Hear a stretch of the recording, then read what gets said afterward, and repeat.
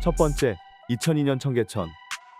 뉴블랙팀 소속으로 활동 중 비보를 접하며 오열하는 장주원의 모습 이후 시간이 흘러 2002년 청계천을 비추며 또 한 번 벌어질 큰 사건을 예고하는데, 오늘은 곧 공개될 드라마 무빙 14, 15화의 배경이 되는 원작의 줄거리를 알아보도록 하겠다.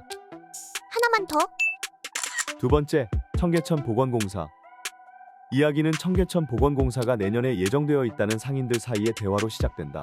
청계천 보건공사의 경우 현재는 긍정적 평가를 받고 있는 사업되긴 했지만, 당시엔 주변 노점상 및 아파트 주민 등 사이에선 반대의 의견이 존재했었고, 웹툰 무빙은 이것을 모티브로 삼아 철거민의 시점에서 이야기를 전개한다.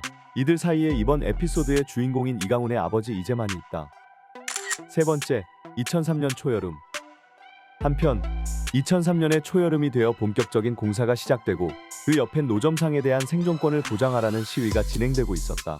이재만 또한 시위에 참석했었는데, 그는 과거 실수로 인해 전과가 있는 상태였기에 아내는 그가 앞에 나서는 것을 막아서고, 자신이 대신 나서서 참석할 테니 뒤에 빠져 있으라 말한다.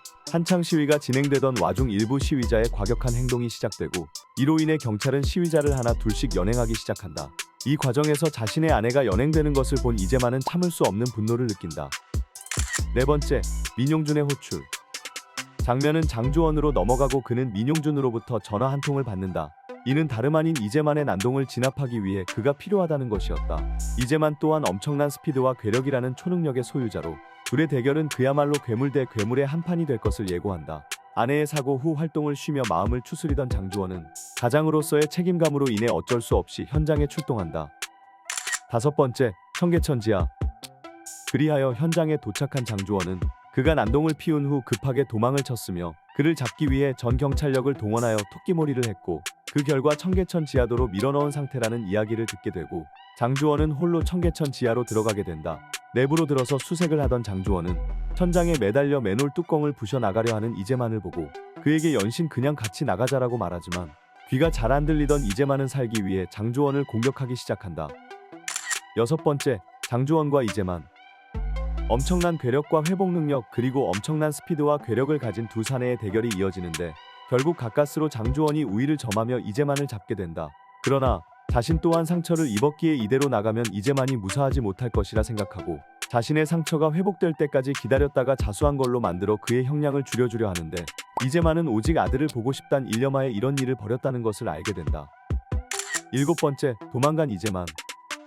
약 1시간 이상 시간이 흐른 뒤 민용준은 경찰을 동원해 지하로 들어오게 되는데, 그곳에는 쓰러진 이재만과 앉아서 쉬고 있는 장주원이 보인다.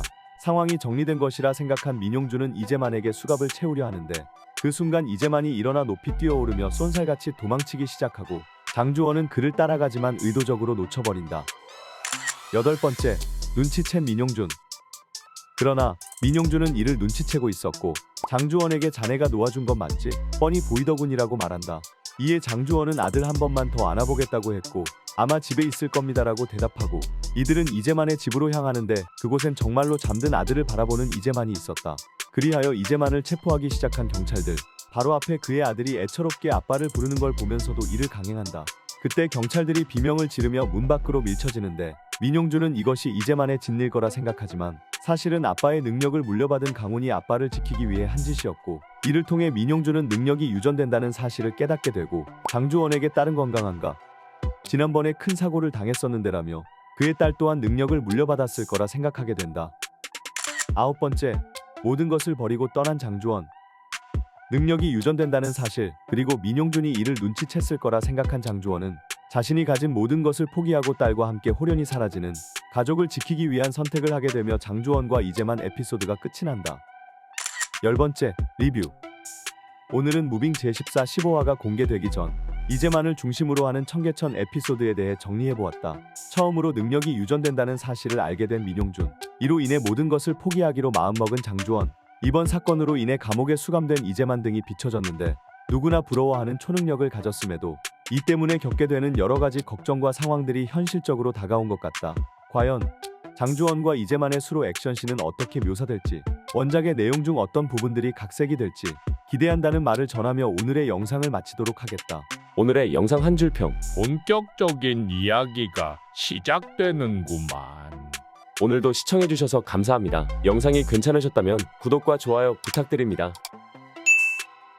하나만 더 보고 자요.